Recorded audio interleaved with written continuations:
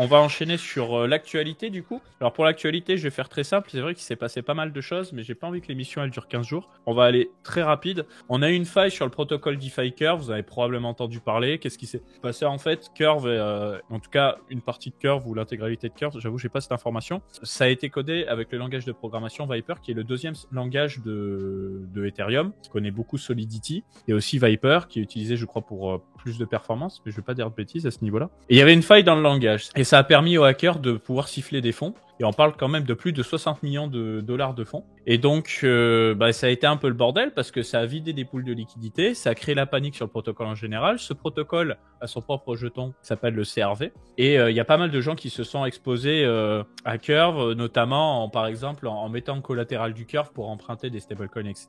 Ça a été le cas notamment du fondateur de Curve qui s'est retrouvé en fait à avoir des dizaines de millions de dollars de dettes être dans la merde, bon déjà d'une part, mais surtout avec la possibilité d'avoir un effet domino qui soit assez désagréable sur le marché de la DeFi, parce qu'en fait à chaque fois ce qui se passe c'est que quand tu fais un emprunt, donc tu mets des actifs en collatéral et passer un certain niveau de prix sur tes actifs en collatéral, tu vas te retrouver liquidé partiellement ou donc partiellement, ça veut dire que potentiellement on pourrait dire bon bah ok, on va te prendre 10% de tout ton collatéral et puis voilà, c'est reparti pour un tour. Ça peut être aussi totalement dans le sens où tu es totalement liquidé, on te prend tout ton argent et donc là bon bah tu te retrouves totalement à poil. Donc ça c'est un peu dérangeant. En fait, il a utilisé ses CRV. En fait, il avait une grosse supply du CRV et il les a utilisés comme collatéral pour emprunter des USDT, d'autres choses, etc.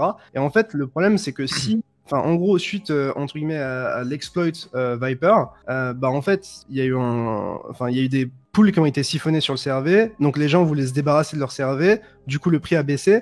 Et en fait, le prix du CRV s'est rapproché du prix de liquidation qui était fixé à 0,42 centimes. Qu'il y avait sur les emprunts en fait du fondateur de Curve par rapport à l'USDT ou autre en fait. Et donc il s'est retrouvé dans une situation où en fait, il a prêté des CRV pour emprunter d'autres choses, mais le fait que le CRV baisse en valeur, en fait, ça a impacté potentiellement ses emprunts et il devait vite les rembourser, sinon il pouvait se faire liquider son collatéral, à savoir les CRV qui... C'est ça. Donc, dans l'article, on vous met notamment un trait très complet de Hawk qui résume bien la chose. En fait, il a emprunté sur plein de protocoles différents, plein de stablecoins différents. Et donc, il a choisi, comme c'est le fondateur de Curve et qu'il en a énormément, au lieu de devoir justement vendre ses Curves sur le marché, ce qui crée de la pression vendeuse et donc ce qui fait baisser le prix, eh bien, il a commencé à les vendre en OTC, c'est-à-dire pas sur les carnets d'ordre, mais directement de main en main avec d'autres investisseurs. Alors je scrolle un petit peu, normalement c'est écrit plus bas, juste ici. Et donc ça permet quoi? Ça permet du côté des acheteurs de pouvoir acheter du Curve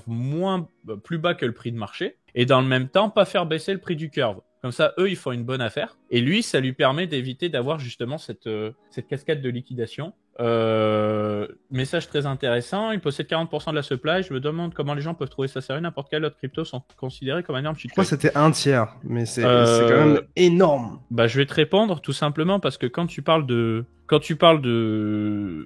point de vue prix, évidemment, c'est catastrophique parce que si le gars il vend tout, t'envoies le jeton à zéro. Mais bien entendu, c'est pas dans ton intérêt économique. Sur une blockchain de type proof of stake où justement ton jeton sert à la gouvernance, c'est très dérangeant. Parce que ça veut dire que tu peux corrompre l'intégralité de la blockchain. Mais là, c'est pas le cas ici. C'est-à-dire que la seule chose que ça impacte, le fait qu'il ait beaucoup de CRV, c'est le prix, en fait. Mais mis à part ça, ça n'a pas d'impact particulier sur le fonctionnement du protocole, à part pour des votes de gouvernance, pour, par exemple, des récompenses sur les pools, etc., etc. Et jusqu'à présent, ça s'est bien passé parce que c'est son protocole aussi. Et que s'il fait de la merde avec ses votes, ça va être mauvais pour le protocole. Donc, à la fin, ces jetons, ils vont perdre de la valeur et lui, il va perdre de l'argent. Donc il y a aussi cet intérêt économique, il faut le garder en tête. C'est vrai que c'est mieux que ce soit décentralisé. Là, en l'occurrence, il a décaissé. Mais après, est-ce que c'est normal qu'un founder il ait genre autant de jetons? J'ai pas suivi comment c'est possible. J'ai pas envie de pas tout le sujet à ce niveau-là. Donc, mais juste, le nombre de jetons qu'il avait me semble assez énorme en fait.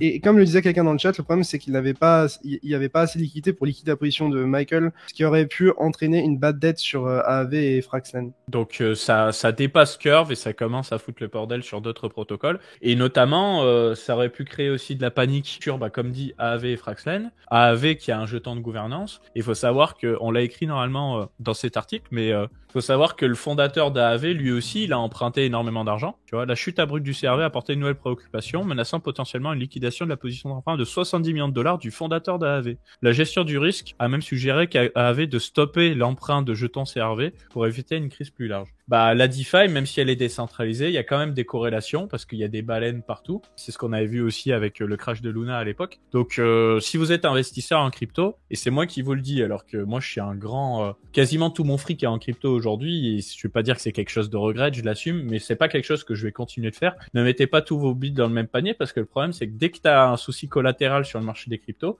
justement, ça porte bien son nom, c'est collatéral, ça fout le bordel partout, et que toi tu te dis voilà, le problème il arrive sur Curve, moi je suis sur AAV, je m'en tape, mais potentiellement la crise elle va arriver sur AAV, peut-être qu'elle va arriver sur Yearn Finance, etc., etc. Donc faites attention à ça. Moi je vous invite, si vraiment vous voulez comprendre tout ce qui s'est passé, vous allez sur l'article du Coin Hebdo que je vous mets en description pour que ceux qui nous écoutent sur YouTube, et vous avez le thread de Hawk qui a parfaitement bien résumé la situation, et la situation n'est pas encore terminée parce que justement le hacker qui a vidé pas mal de pools de liquidité a été attaqué par Curve et par Alchemix qui lui ont proposé un deal en lui disant écoute, tu peux garder 10% de ce que tu as volé, mais tu nous restitues le reste et on te promet de pas venir te casser la tête. Et le hacker, il a rendu des fonds à Alchemix. En revanche, il n'a pas rendu les fonds à Curve. On a eu la nouvelle de 1 heure avant qu'on lance le live, Léo d'ailleurs. Et donc là, la prochaine étape, c'est que au lieu que les 10% restent dans les poches du hacker, ce sera pour la communauté. C'est à la communauté de trouver le hacker, et si elle trouve le hacker, elle va pouvoir se garder les 10% des fonds une fois qu'ils seront restitués. Donc après action en justice, etc., etc.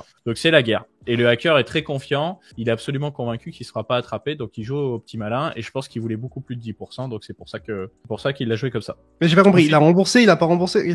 Il a remboursé Alchemix, mais il a pas remboursé Curve. Donc affaire à suivre, et nous on continuera de vous tenir au courant sur Coin Academy. Ensuite, on a FTX 2.0. La situation évolue. Donc à ce stade, ce qu'on sait, c'est que oui, ça va être relancé. On sait aussi que le jeton FTT pour le moment n'aura absolument aucune utilité. Ils en ont pas parlé, donc on imagine que pour le coup, il en aura vraiment aucune utilité. Et surtout, vas-y, Léo. J'en parlais, de te couper, mais j'en parlais avec des amis à moi. En fait, le problème, c'est que s'ils relancent et que le FTT est un peu au centre de la relance de FTX, en fait, FTT peut être considéré comme une security. Et donc, c'est double problème, en fait. Donc finito FTT. Et surtout, si vous aviez du FTT, je crois, sur FTX, sachez qu'il n'a plus de valeur et que aujourd'hui, on vous donnera pas l'équivalent. À prendre avec des pincettes, parce que le FTT, certes, il a baissé, mais je m'attendais à ce qu'il baisse bien plus que ça. Donc, est-ce qu'il y a peut-être quelque chose qu'on comprend pas, ou qu'il y a, tu vois? En tout cas, moi, c'est ce que j'avais compris aux dernières nouvelles. Donc moi, je les short le FTT, donc. Et donc là, comment est géré le dossier? Tu as les clients internationaux hors américains. Tu as les clients américains, et après, tu as d'autres types de clients comme des partenaires FTX, etc.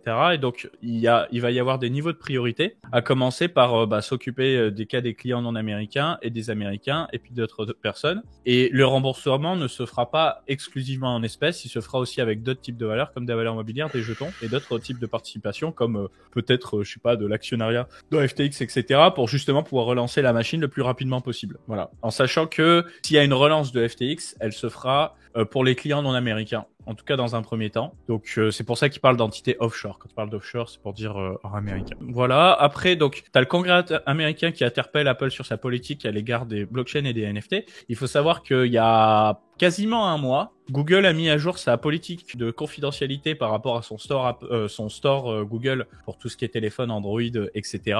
pour accepter tout ce qui était business, blockchain et NFT. Ce n'est pas le cas de Apple. Apple continue de faire la guerre, surtout aux NFT, en fait, en réalité. Donc, il y a eu 2 exemples qui ont été donnés. Il y a notamment le fait que Coinbase, sur son application, ils ont bloqué la partie NFT. Et ça a été pareil pour Axie Infinity, qui s'est plaint que, apparemment, pour pouvoir être en phase avec la politique de Apple, ils ont été obligés d'alléger leur application. Donc, du coup, ça fait que le jeu Axie Infinity sur mobile, il est beaucoup moins complet. Donc, ça évite l'innovation. Donc, du coup, le Congrès américain a envoyé un courrier à Apple pour dire c'est quoi la stratégie en fait, parce que là vous empêchez l'innovation, c'est un peu contre les valeurs des États-Unis d'Amérique, donc c'est quoi le problème? Et Apple s'est défendu pour dire non, c'est pas pour bloquer l'innovation, c'est que nous on fait ça pour des questions de sécurité, piratage, etc. C'est vrai que on peut reprocher à Apple de prendre énormément de commissions sur les achats, qui sont de l'ordre de 30%, mais jusqu'à présent, quand tu utilises une application sur Apple, c'est pas une application où tu te retrouves avec ton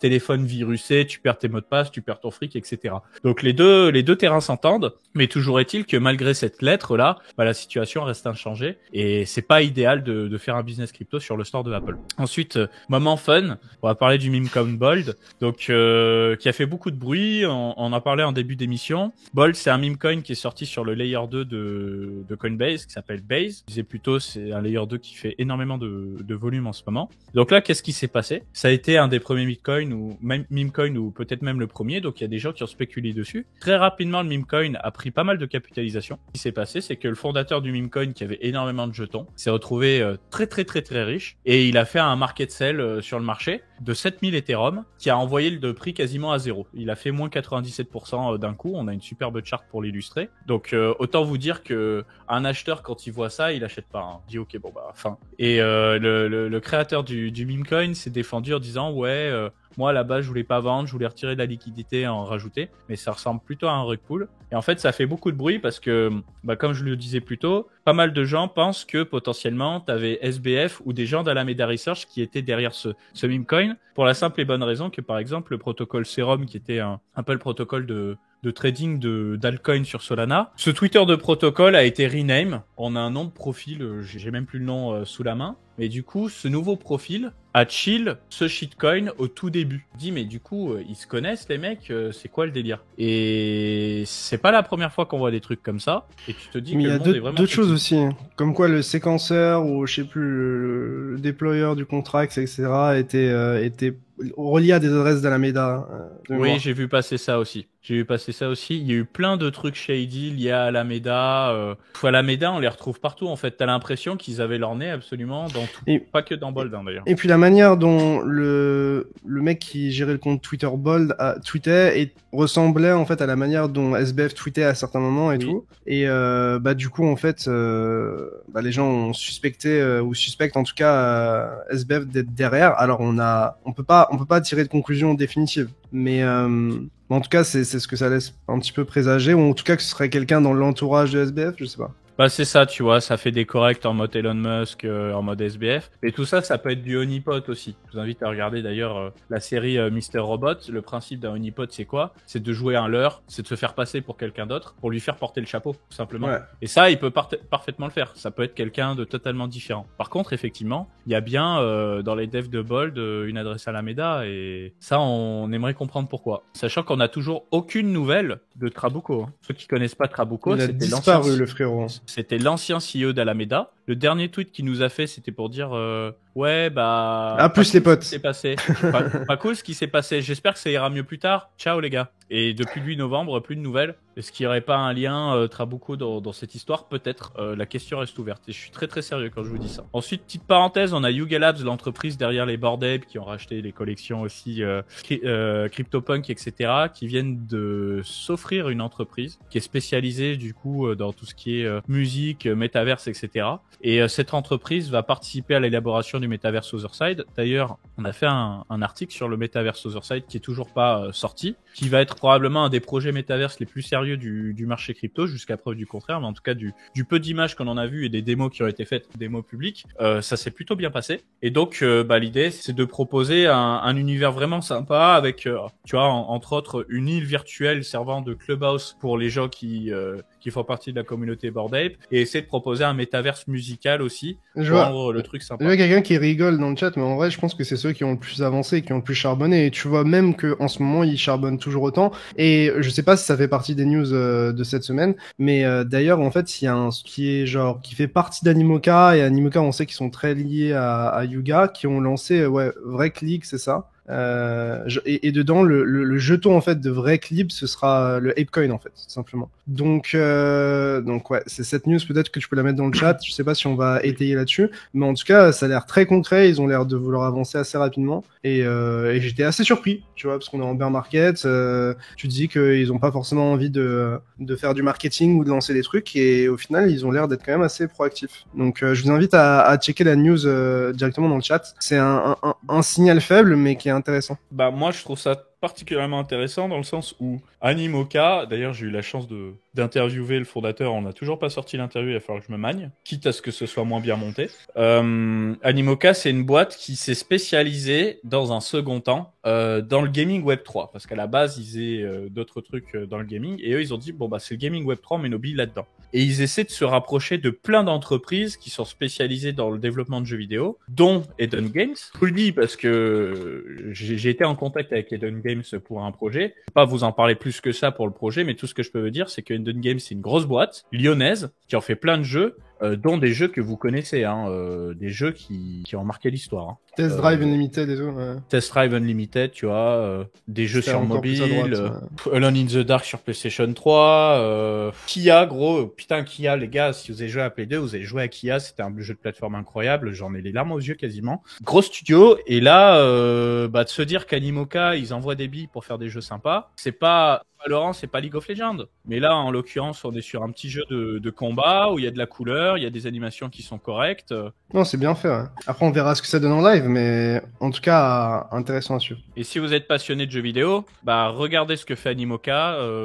En suivant les bons sites, vous allez voir où ils placent leurs billes et voir une collaboration entre Yuga qui font les choses très bien et Animoca qui font les choses très bien. Ça peut que donner quelque chose de très intéressant. Vous avez tous les liens qu'il vous faut en description sur YouTube. Si vous avez aimé cette émission et que vous nous écoutez sur YouTube, laissez un petit commentaire pour l'algo. Ça fait toujours plaisir. On a bientôt les 7000 abonnés sur la chaîne Coin Academy. Et je vous dis à très vite. Ciao tout le monde. Tchuss les gars. Si tu as bien aimé cette vidéo condensée, sache qu'elle est extraite de notre chaîne YouTube Coin Academy. Du coup, si tu veux voir l'interview complète, je te laisse cliquer sur la miniature dans l'outro ou alors tu peux passer tout simplement par le lien dans la description.